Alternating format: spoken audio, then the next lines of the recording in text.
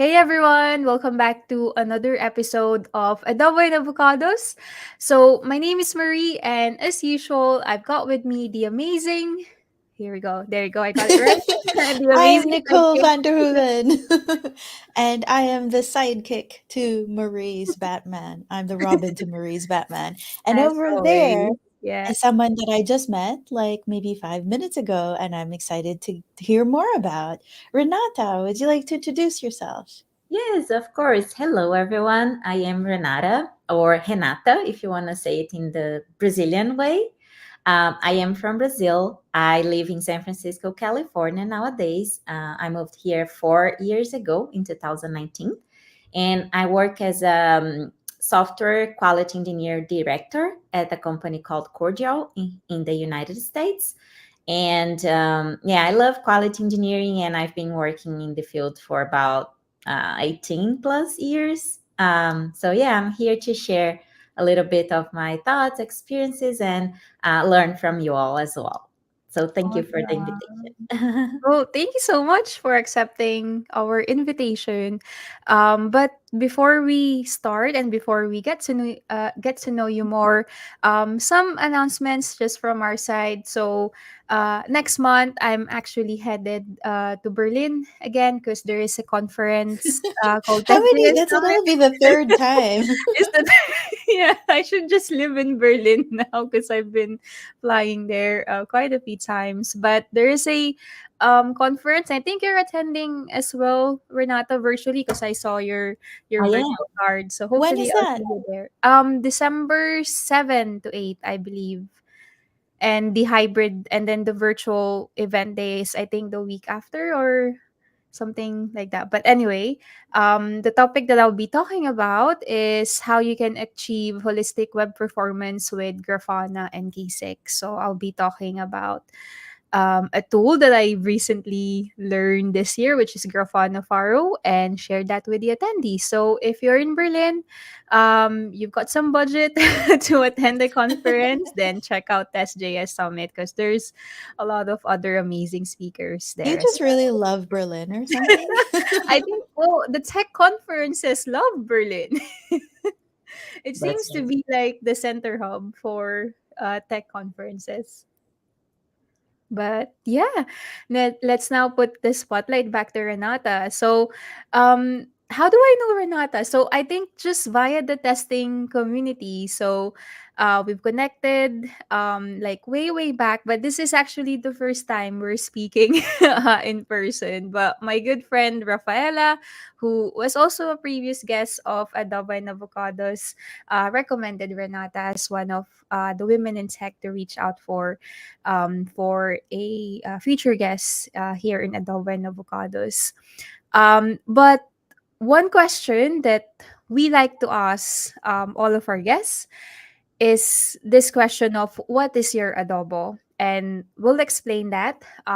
But essentially, so adobo is the unofficial official national dish of the Philippines, and it's a way of cooking mostly so it can be chicken adobo, it can be pork, it can be aubergine or eggplants, or it can even be squid, or it could be basically anything that's inside your fridge. And the way you cook it is you marinate it with lots of vinegar, lots of soy sauce, and essentially this food really reminds you of home. So we like to ask our guests from your perspective or experience, what is your adobo? It doesn't have to be food. It's just something that really reminds you of your home, but it could be food as well. So tell us, Renata. That's a great question. And I probably have a lot of adobos. I think food wise, I would say rice and beans. Mm. Um, every time I Oh, go to Brazil, this is a very traditional, basic dish in Brazil. And the rice is white rice, warm. It's very, um, it's not very sticky together, you know. And the beans, it's also warm and we eat it like a soup. So it has a little bit of water on it. And we eat them together, usually with some salad or some meat. I am vegan, so I don't eat meat.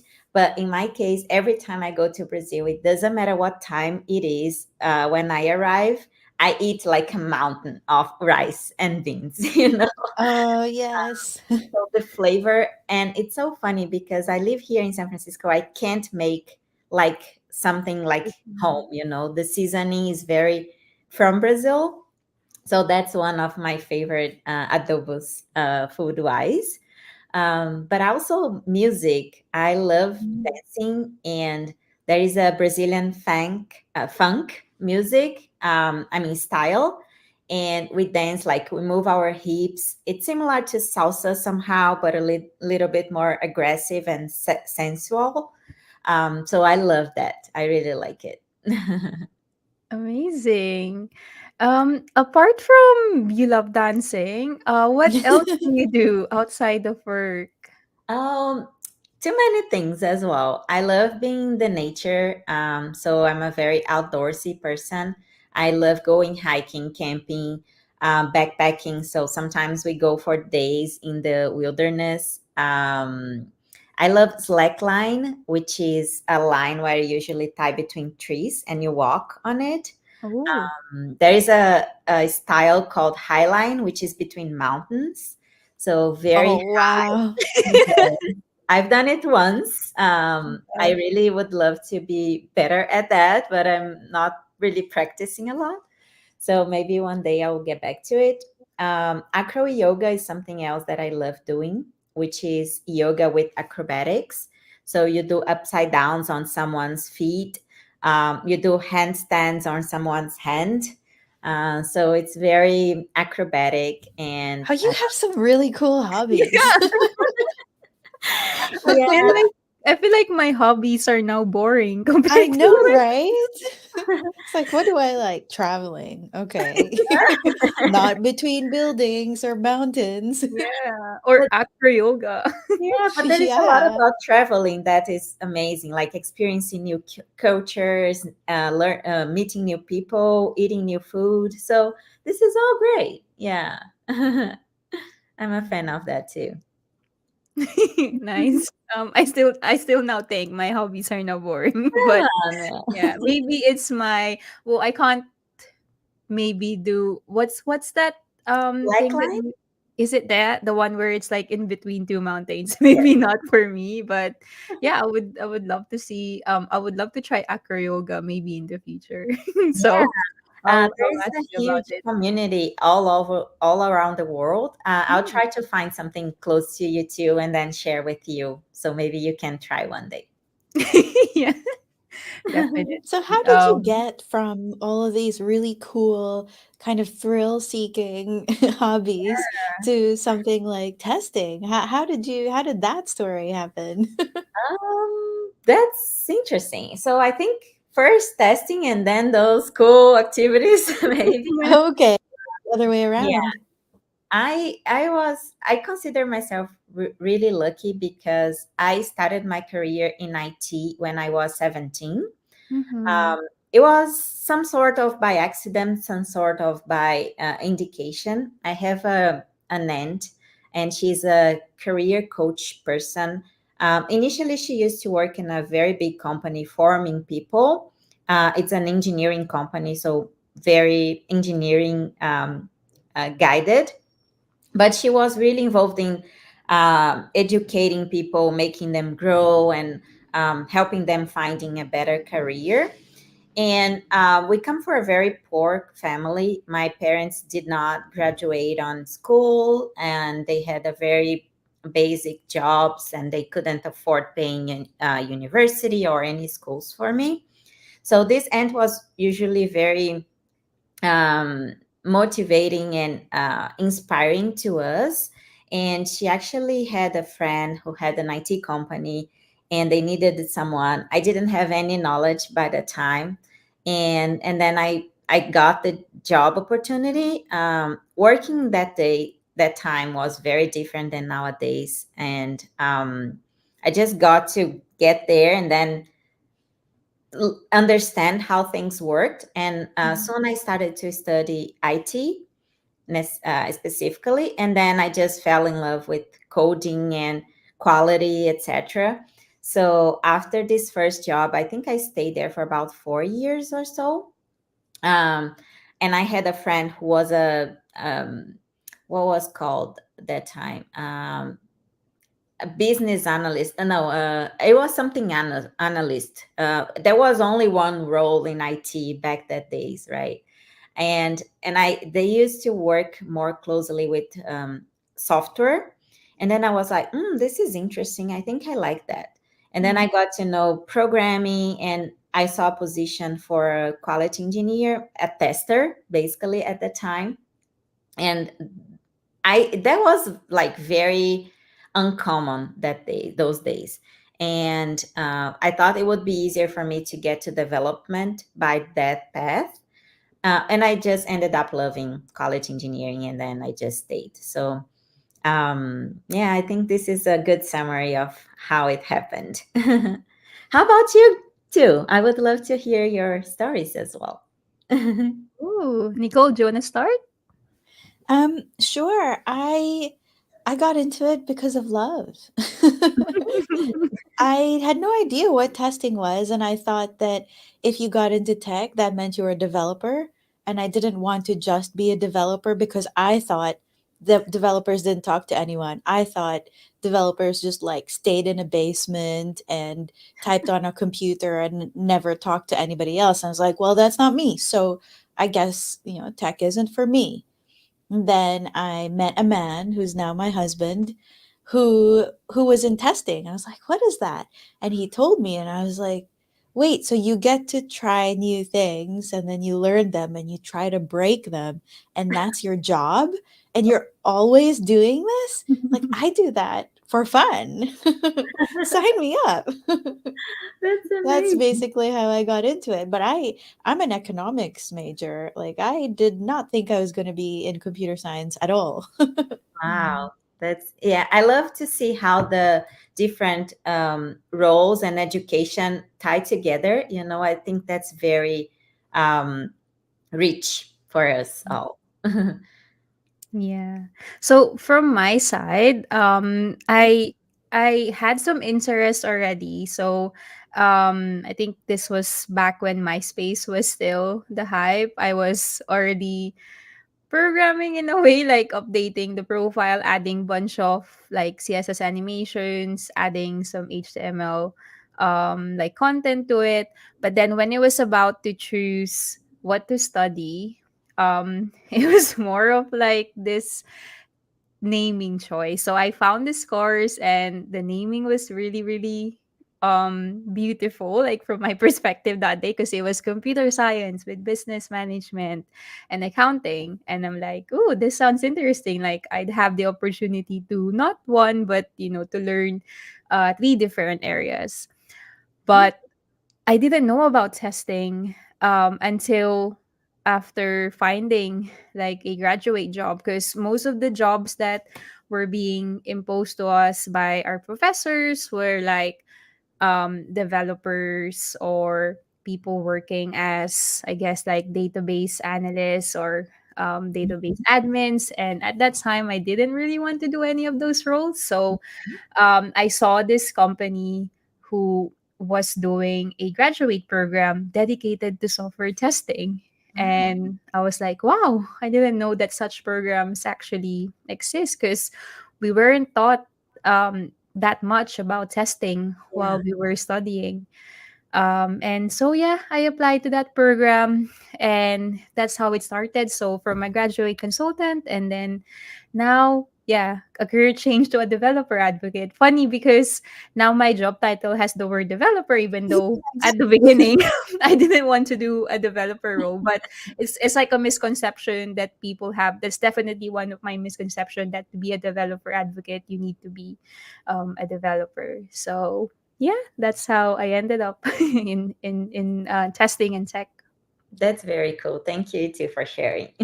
Nice. So it's good that you asked us, because I think, yeah, it's great that our guests are also interested in like our I That's think like origin stories, because there's not one career paths that we've all followed. There's also different entryways to definitely, yeah. successful. But the title of our episode today is Navigating Through Unemployment. And um I think most of the bulk of our conversation will be about this topic, especially around unemployment. Like, we know that at the moment there's a lot of like job redundancies, people losing their jobs because of the economy. So, Renata, would you be able to tell us about that period of time that you had to navigate through unemployment yourself? Yes, yes. So actually, there were two moments in my life where I went through that situation. One is the happy one where I guess I can call both of them happy, but one was more intentional, the second one not so much. So the first one, it was actually a dream. So I mentioned that I really wanted to move to San Francisco. So I visited San Francisco in 2014 and I didn't speak any English by the time. In Brazil, it's not common for people to learn English because we just don't really need it for anything. And because of that dream, I decided I needed to learn English to eventually move to the United States, right? So in 2015, I actually was in a management position in quality engineering. And I decided I needed to quit my job to study English so I could actually be have an ability to at least try to move to the United States, right? Those classes, once 1 hour per week, didn't work for me, and I decided to do an exchange program and go to New Zealand to study English for 6 months. So I went there, and I picked New Zealand because of the Lord of the Rings. Okay. I was going to ask, why would you choose that? Yeah. Why would you choose It New was Zealand? recorded there, and actually, I saw there is a YouTube channel, very old as well. I don't even know if they exist anymore, called Mhm. um, Nerd Tour, I think. Mhm. And they are Brazilians who travel the world for seeking for nerd things. And they went to New Zealand because of the Lord of the Rings. The Hobbiton is there in a city called Mata Mata. So you can go there and see the Hobbiton houses, the Green Dragon restaurant, so everything. It's super cool. And one of their episodes, they went to an English school, very small, very like homey, everyone knew everyone. They call each other by their names. So I really like this close approach where you really connect to people. And one of their episodes, they said, "Oh, we love Brazilians and we want the Brazilians to come here because we don't have any Brazilians." And I'm like, that sounds interesting, because if I'm not forced to not speak Portuguese, which is the Brazilian language, I won't learn any other language. So I thought it would be interesting for me to be immersed in such an experience because I had only like 6 months in my life. I actually was able to get the money and go. So it was the best moment and was the only opportunity I would have. So I decided to quit my job and do that. And when I came back from that experience, of course, it was amazing. I was able to change my level zero to able to speak English, at least professionally. And it was interesting to relocate at the time. It was a very different era, right? In 2015 still. So no remote works. Companies would hire only local employees, very low exposure to international companies. But in my city, I was able to find two companies that were working with American clients or international clients in general. So I was able to find a job pretty quickly after that. So I think it was a good uh, shot, everything worked out pretty well. So that's the happiest experience. And another time was most recently due to the layoffs and the economic impacts in companies. I I was here in the United States. It was actually this year, 2023. So in February, I was working in the company that I was hired last year, so about a year ago, and they went through the second layoff, and I was impacted. So it was a mix of feelings, and we can go through them in a little bit. But I just want to mention here that although it was unexpected somehow, I really appreciate the company transparency during the process while I was there, because they were communicating the financial situation every like other week. So although I wasn't really expecting that to happen at that exact day, I knew that could have happened somehow. And when it happened, I was prepared for that to some extent, you know. So I really value that transparency. And if I could give one suggestion to everyone, is to seek for that transparency in companies, so that you that way that will make you feel way better when that happens, and that will happen to everyone probably one day, right? So that's just something to keep in mind. One of the things I think that we are often anxious about is the uncertainty of things. And often, if we knew, how things would end or what would happen, that might make it easier. And I think that part of the reason that unemployment is so, or the prospect of unemployment is so stressful, is that we spend so much time, so much of our lives at work, and some of us care about our work very much. And there's not just the time investment, but also the emotional investment. And at some point you do have to kind of weigh up. Is it worthwhile? And if you know that it's going somewhere, then yeah, you might decide that it's worthwhile. But like you said, even if eventually you still become unemployed, being kept in the loop, I think, also gives us a sense of control. Even if we may not actually have control, it does feel a little bit more like we can tailor our approaches, at least, or tailor our emotional investment, if the company is transparent enough with us. Totally, Yeah. Nicole. Yeah, and one point I also would like to add to that, 100% agree with you. Um, that helped me understand that is the work, the employee-employer relationship. I think it's very interesting for us to exercise the idea of does that mean, right? Because a company is a company, a person is a person, right? There will always be times where those two things don't work together for some reason. It can be because the company is going to a path where the employee doesn't want to go.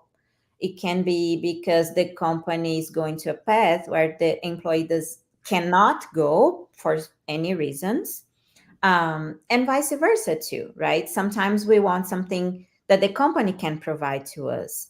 So um, I think understanding the moment that you can add value to something that's going on is very, very important. This company I was working for, they had when I was there, we were about 60, 70 engineers, software engineers. And when the second layoff happened, we were, I think, only less than 10 engineers were left. So it doesn't make, in my mind, it didn't make sense for me to stay in such a small team of engineers. Of course, I know quality is important, but at that specific company, they had great developers that could totally do my work at that time for what they needed. So totally understandable, you know. And I felt kind of uh, happy about it, because if I stayed there, maybe I wouldn't be adding value to the company, while they could value professionals that were more aligned to the moment of the company. So I think when I mean work, employees and employers relationship, I mean, really, this be understanding about the company's moment and how you can really add value to that, right? So that's something that we could explore more too. Yeah. I think you've mentioned that, yep, it's really key that both employee and employer, in terms of the expectations, they see eye to eye. Because if, for example, you as an employee have totally different um expectations in terms of where you want to head next as part of your career, but then the employer doesn't really have that current I guess like path or current um um Opportunity. yes, that's it, opportunity to provide you that path, then yeah, it's gonna manage your expectations a bit more. So when the time comes that, okay, there's gonna be another round of layoffs, then I think from you as an employee, you have that preparation in your mind mentally. Yeah. But when it still happens, like, it's still a lot of emotions, because like, I think all of us here, we've all done a lot of work in terms of building our personal brand, being active in the community. So when times like this happen, it still has an impact to us emotionally. So from your side, did you ever experience like a feeling of self doubt that, hey, I've done all of this, and yet I'm still one of, I guess, those people who got laid off? Because I understand that emotionally, it's still quite difficult to grasp on, because it's a huge part of our life. Yes, yes, definitely. And the short answer is yes, definitely. I think in my case specifically, because I had such a great transparency from the company, I wasn't feeling, oh, why me at the company? So it was extremely understanding from my point of view. But actually, to be relocated, that was the most challenging thing, in my opinion, in my case, because um, I am in the Silicon Valley, so all the tech companies are here, the big ones, and also all the best employees, the best professionals are also here mainly, right? Of course, there we have people, great people all over the world, but the mass is here, so the competition is way bigger as well. And being able to understand who I was and how to position myself was very challenging, because you are unemployed. Of course, we need to make money, right? And financial preparation is also very important. But there is, of course, I am not rich yet. Hopefully, one day I'll be. But um, I had a amount of money that would be able to take care of myself for a certain period, and I had to find another job at some time. And then you caught yourself in that situation where you need to decide, should I get the first job that I see in front of me? Should I prepare myself for a better job? Should I just focus on what I want? So I think the internal feeling of I'm not good enough, am I good enough, what should I do, it's very strong. um, so what I try to do is, uh, and of course, it took me probably 2 to 3 months to understand what I really wanted to do in that situation. And that changed a lot within that time. So in my case, first I tried to apply to positions and understand what was going on with the market, because I didn't know, right? And then I realized that as soon as a job position was opening, there were 1,000 of candidates for that position. That's scary, right? Because how come am I going to compete with 1,000 people? And then um, it was making me anxious to see. I'm not a very competitive person, and to see like such a huge amount of people was stressing me out a lot. So I decided to take a step back and think about another strategy. Um, and again, this was varying almost every day. I would make a decision today and would change it tomorrow. So it was very stressful. But you do what you can. And then at some moment when I decided to take a step back, I reviewed my resume and I saw, okay, what should I be telling people about me that would make them interested in learning more about me?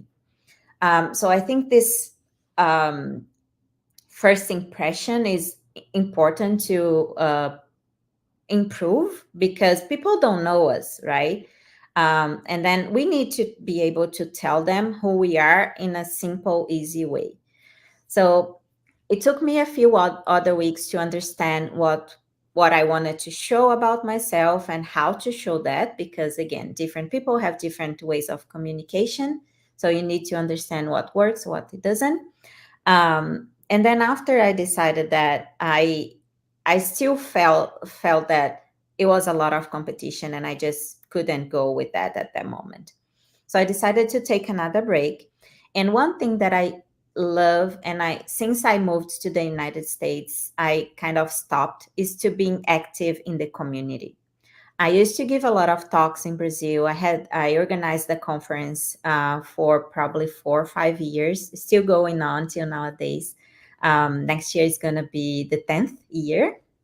So, but I was far from that. I had stopped because of time, and I've never given talks after I moved here. So I decided to just go back to that because that made me feel happy to connect with people, to teach people, to learn from people, all these feelings together. And that motivated me to learn more and to expose myself more.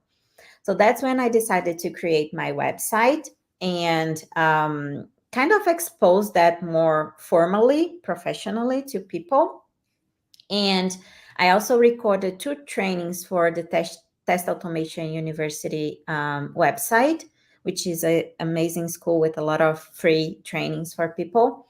And that actually linked me to a person who was hiring for the company. And then that's how I found my new job. So I wasn't really active looking for it. I was creating my portfolio. And then that eventually happened. So back to the feelings, was very stressful to like navigate through all that and to understand what I could support handle at the moment, what I couldn't. And I wasn't really looking for a job at that moment, but I knew at some moment I would need to. So I'm lucky that I didn't get to a point where I was desperate for a job. But I think these steps of understanding the market and understanding what you can handle and you can't, um, deciding the communication strategy, and then doing what you can do, what makes you happy, was very important to me at that during that process. If that makes sense. Yeah. Yeah, I think there's a lot there that we can talk about. You talked a lot about knowing people and having a community, and I so relate to that because actually after my first real tech job, I've never had a job after that where I didn't get referred or I didn't already know someone from that company who was like, "Hey, this is a really cool company," and telling the company, "Hey, this is a cool person that I know." And I think that it's important that that come from a place of wanting to see what you can give. Like you were giving these talks and presentations, and you said you weren't really looking for it, but it was just something that came about because you were willing to give something to the community. And that is also something that I look for when I'm interviewing people. I want to see that they actually like what they're doing and that they don't just do it when they're paid to do it. They do some of it in the hopes of trying to inspire other people or helping other people. And when it comes from that place of authenticity, I think people pick up on that. And it doesn't have to be this popularity contest of, oh, I just need to know the right people.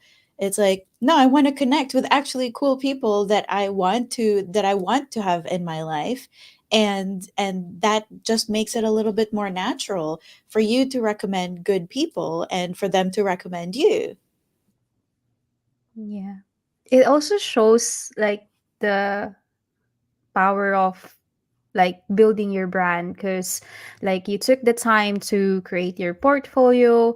Funny enough, because one of my colleague yesterday at work, he wanted to learn more about playwright, so I actually recommended your introduction to playwright course from TU.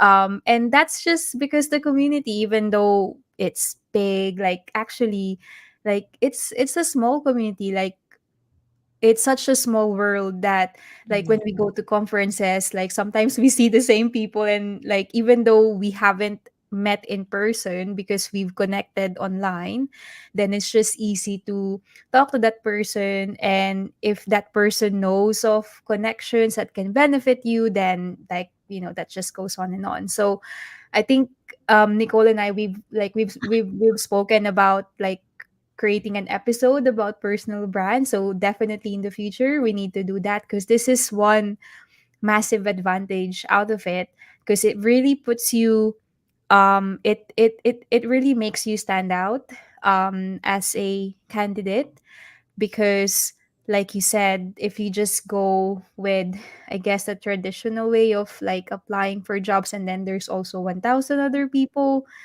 applying for the same job, then difficult, like as a hiring manager as well, like you need to look for someone that can stand out, someone that can really provide a lot of value. And one way of doing that is, yeah, by building or by showcasing your personal brand, sharing what you've learned, teaching people how you've done or how you've learned particular tools or particular technologies. So that's, yeah, that's just a really passive benefit of building a personal brand. Definitely, yeah. And the real value of helping people, it's just you can't price it out, right? When you see when and I'm sure you too have experienced that, people coming to us and saying, oh, thank you, you changed my life, you helped me with that, and you sometimes don't even know the person, so that's so magical, that's so rewarding. So I think if it's not only for your professional side, but for your personal side too, because I think as humans we need some sort of recognition of warmth or of love, and this is all very important as well. Yeah. One thing that we discussed though, and maybe we can go back to it, is like with the company that you were laid off from, they were quite transparent with the situation. But I guess what if there is a company who was in I guess in a similar situation, but in terms of communicating that transparency, it's not really there. So you as an employee, like what sort of tips or what sort of like, I guess, suggestions would you give for people, for employees, in terms of how they can seek or advocate for open transparency in their companies? Yeah, that's great. And of course, there are many, many ways of doing that, and each company will have their own style, right?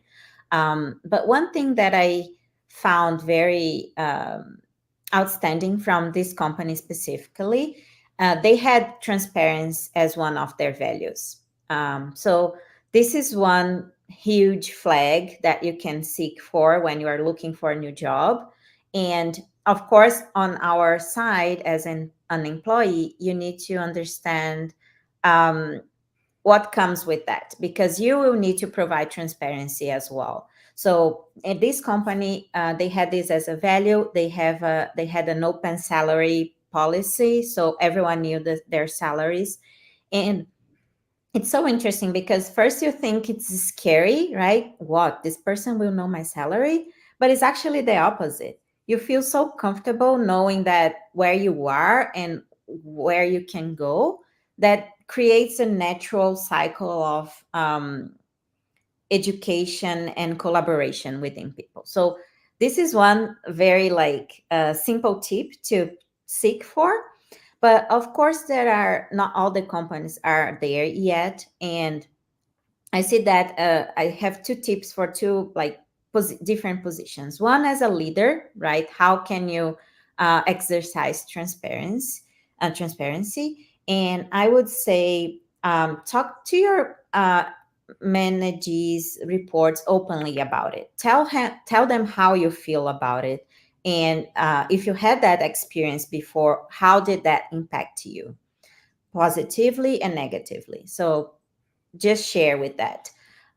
If you are in a leadership position there, you are able to provide some sort of information to your team. And of course, there will be different styles of communication, but you know your team and you know how to communicate with them. Try to speak their languages and just be you, be honest about everything. There is a great book from Bob Iger, which is the CEO of Disney, and one of his values is transparency and honesty. So he gives a lot of examples on how to do that, and it's amazing. Another great book is the Hard Things About the Hard Thing from also Bob's, if I'm not mistaken. I forgot the author, but I can link in the comments later, which explains this company employer relationship and how the transparency is important.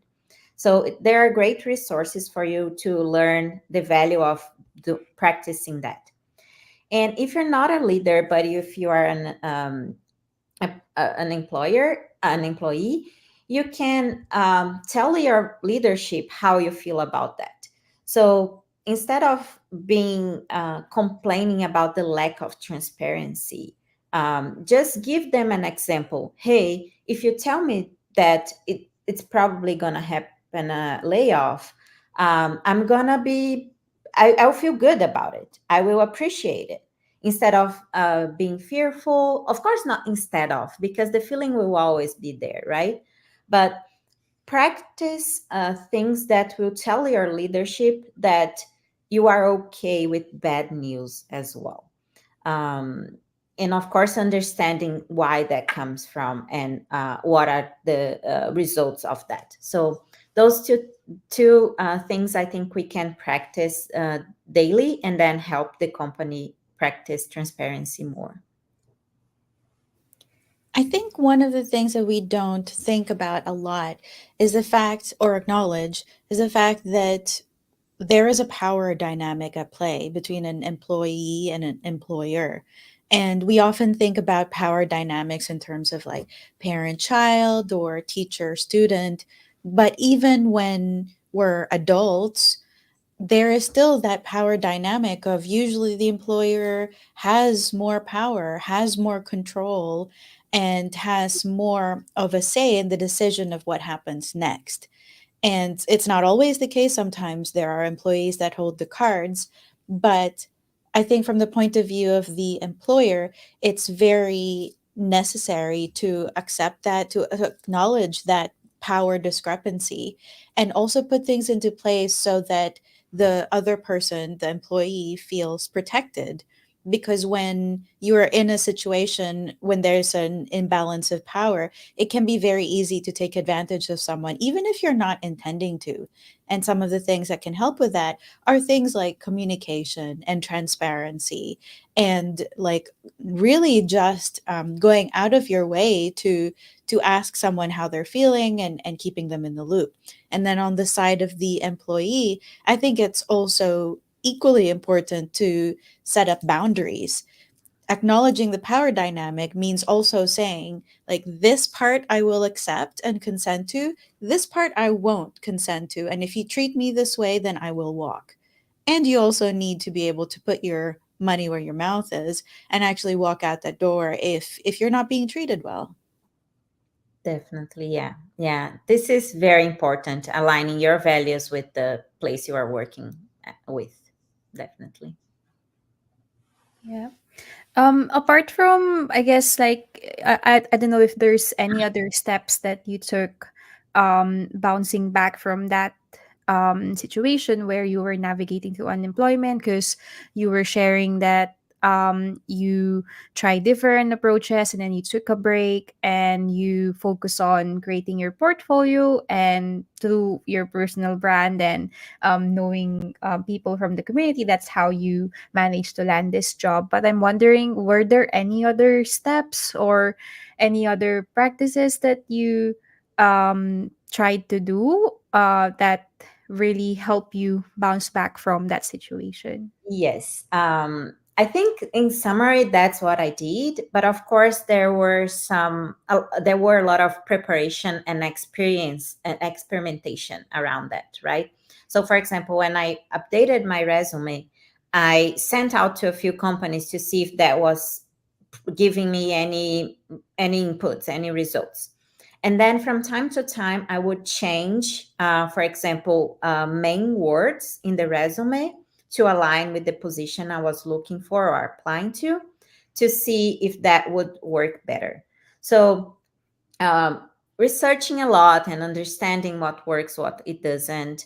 And there are different companies, so there are different styles, and I don't have a one size fits all solution to share with anyone. But I think the keyword here would be experimenting, right? Try this, evaluate the results, try that, evaluate the results, and adjust accordingly.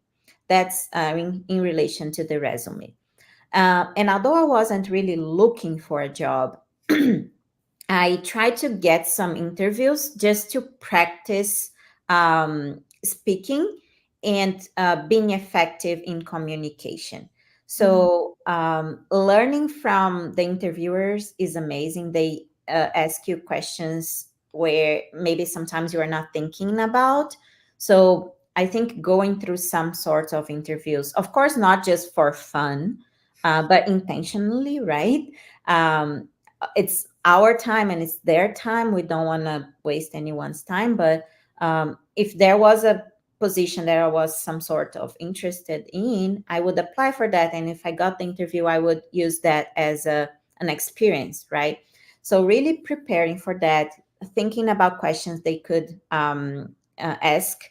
There are some websites here in the United States, I think maybe everywhere. It's called Glassdoor and levels.fyi, where you can find payment range, questions, interview questions, and etc. So, doing your research and understanding the company, creating your questions as well, and what you expect to hear, that was part of my process too. So I went through some interviews and then could evaluate them from that standpoint.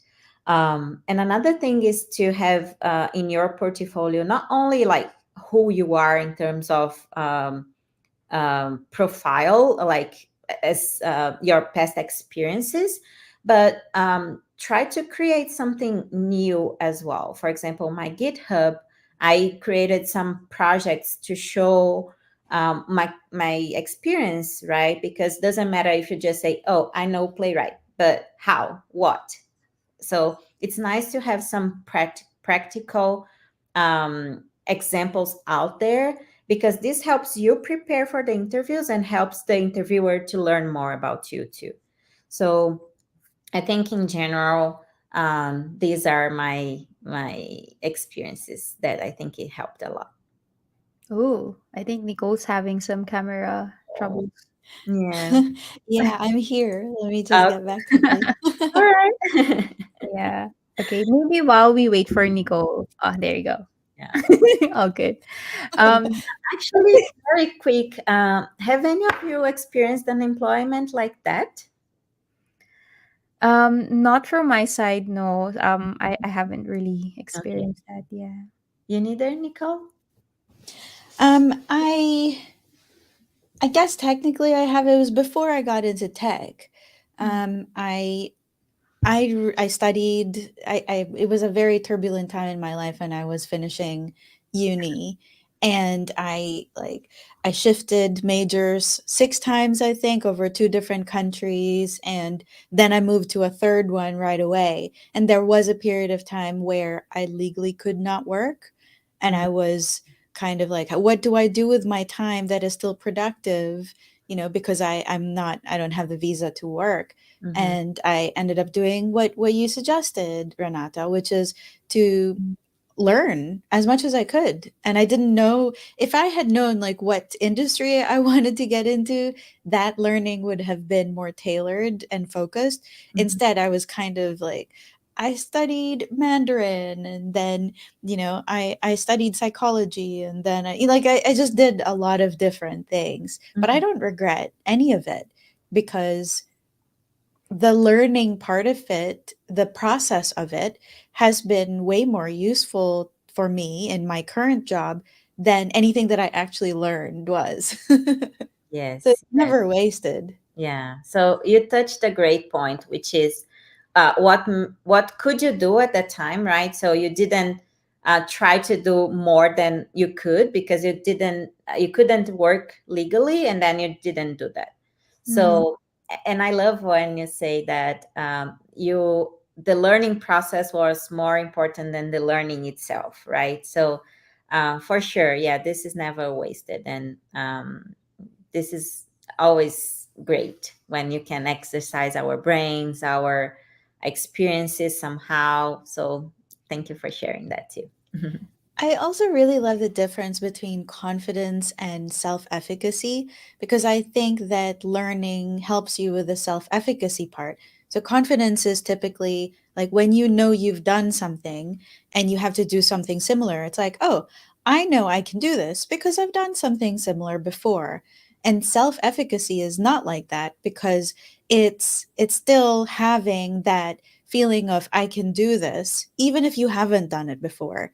Self-efficacy is being thrust into a new situation, and you're like, yeah, I am totally lost, I don't know where to start, but I know I'm going to get through it. Yeah. And you can only do that by practicing that cycle of thrusting yourself into new situations and learning new things.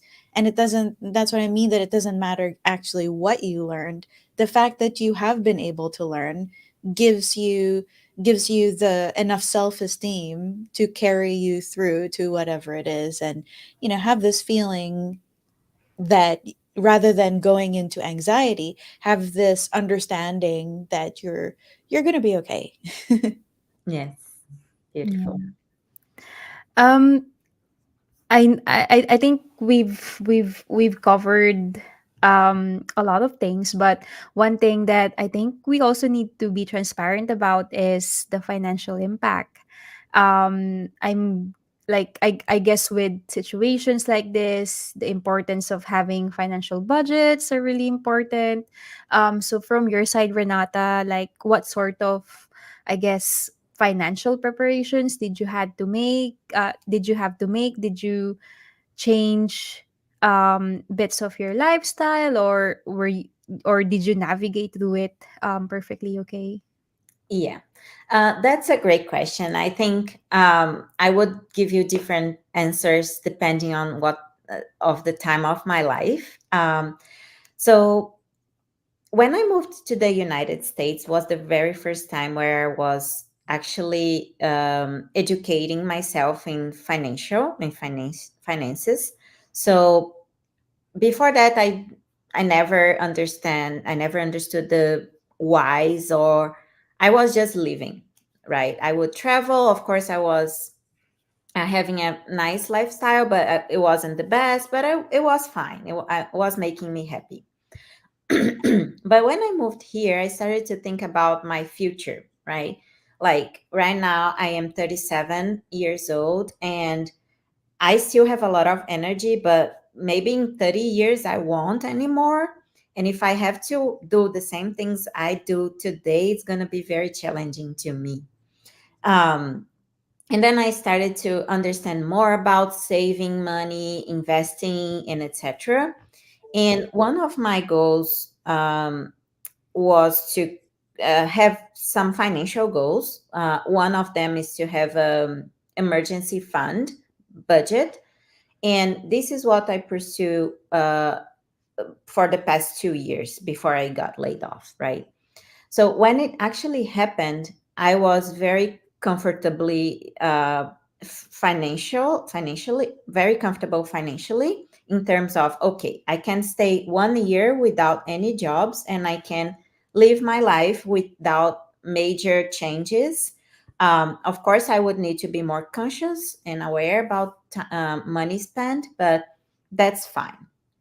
um, and that was huge in that process.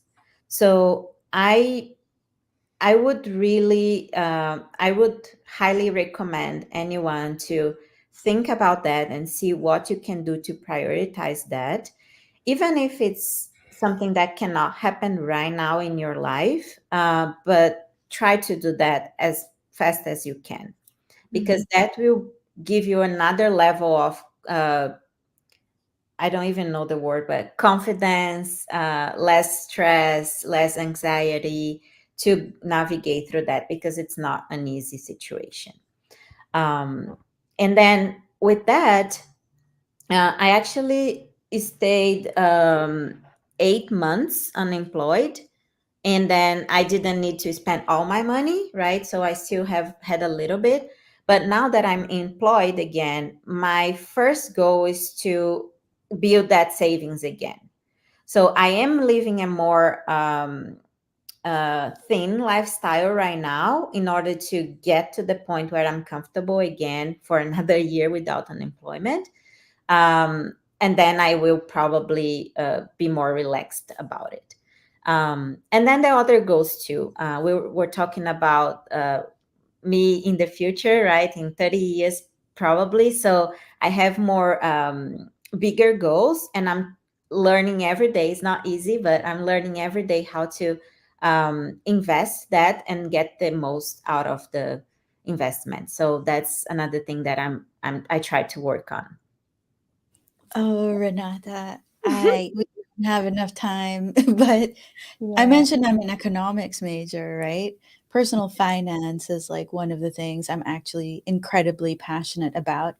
I think that the starving artist mentality of, hey, I just need to want to change the world and do the right thing for people, and I shouldn't care about money. I think that's extremely damaging. The reality is that even artists need to eat. And Yes. if you're not thinking about getting paid and Mm. being paid a fair amount for what you're giving out, then you're being very naive. It's Yeah. it's not about being, mercenary or anything. It is not a bad thing to want to live a comfortable life Mhm. for what it's not a bad thing to want to get back what you're putting out there, or at least some to get back something for Yeah. what you're putting out there. Exactly. And I think that we don't talk enough about it as an industry because it's supposed to be like, oh, that's just for big tech. Well, us, little pawns as well should Yeah. be thinking about that, because money can't buy happiness, but it does afford you a certain amount of freedom. And Mhm. that's really what calls me to it. Like you're talking about having money as a way to have it be okay if you're not employed for a year. That is freedom. That Yeah. is independence from the grind of going to the office. And that's really what's important. Mhm. Yeah. And the fact that you're already also thinking about the unexpected right away, it's such a good mindset because we really can't be too comfortable nowadays. Like anything can happen. So at least having that backup plan that, okay, for the next 6 months or so, you'll be okay financially. That's such a really good thing, to have in terms of your thinking. Because I know there are people out there who they don't really think about this, I guess, like situations, but it can happen to anyone. And so when the time comes that, okay, your main income and probably your only income um that you rely on, it's suddenly gonna be cut off, then you're gonna be left with, oh my gosh, and the anxiety, like what do you need to do next? Like you just need to have to find, I guess, the next job that's available. And the one thing that you mentioned a while ago is like you weren't desperate to, I guess, accept the next job offer because you know what you want. So having that financial freedom to do it contributes to that. So I feel Mhm. like we need really we really need to do an episode about finances, and yeah, how to Let's navigate do it through that as gladly. well. Yeah.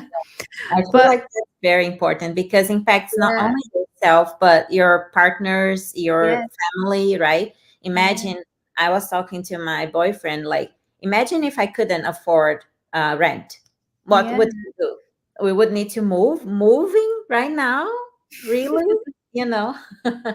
So yeah, it adds a lot when you don't have that stability. So it's amazing to have that, and I really recommend it to everyone. Yeah. We are almost time, Renata, but I guess the last question that we would like to ask you is if you have one piece of advice that you can share to women out there, or or anyone who wants to have a career in tech, what would it be? Yeah. So I think trusting yourselves is very important. Ourselves is very important. Um, Whatever you want, you can achieve as long as you go for it, right?